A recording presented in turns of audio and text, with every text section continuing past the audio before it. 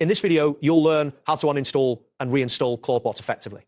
This process involves using Windows PowerShell and navigating specific commands, which will ensure a clean installation of the software. Begin by accessing your web browser. Once open, navigate to the OpenClaw documentation by searching for Getting Started, OpenClaw. This page provides necessary information for the uninstallation process. Next, in the OpenClaw documentation, locate the section where you can type commands. Here, input the word uninstall. After entering this command, you should see a list of commands appear on the screen related to the uninstallation process. After that, look for the command that indicates uninstall the gateway service plus local data, CLI remains. This message confirms that you are on the right track to removing Clawdbot from your system. Once you see this message, copy the provided code that begins with OpenClaw uninstall.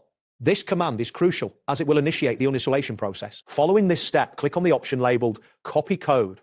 This action ensures that you have the correct command stored in your clipboard for the next steps. Now click on the Start button located on your Windows taskbar. A menu will appear, allowing you to access various system applications. From the Start menu, click on the search bar. This feature enables you to find applications quickly without navigating through menus. Type in Windows PowerShell into the search bar. This command line interface will allow you to execute the uninstallation command. When Windows PowerShell appears in the search results, right-click on it and select Run as Administrator. This step is necessary to grant the required permissions for the command to execute properly. At this point, Windows PowerShell will open, presenting a command line interface. You are now ready to enter the uninstallation command. Type in OpenClaw, followed by the code you copied earlier. Ensure there are no typographical errors, as this could prevent the command from executing successfully. After entering the command, a prompt will ask you which component you wish to uninstall. Options typically include Gateway Service, State Plus Config, and Workspace. For this example, choose Gateway Service by typing it in or selecting it from the options provided. This selection will focus the uninstallation on the main service. Once you have made your selection, a message will appear asking if you wish to proceed with the uninstallation.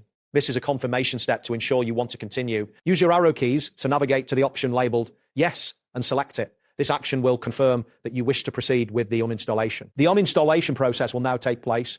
You may see progress indicators which will inform you of the status of the operation. After the uninstallation is complete, close Windows PowerShell. This action will exit the command line interface and return you to your desktop. Next, return to your web browser. This step is necessary for downloading the latest version of Clawdbot. Open the website openclaw.ai in your browser. This site will provide the latest installation scripts for Clawdbot. Scroll down the page until you find the section labeled Quick Start. This section contains essential links and commands for installation. Click on the one-liner option.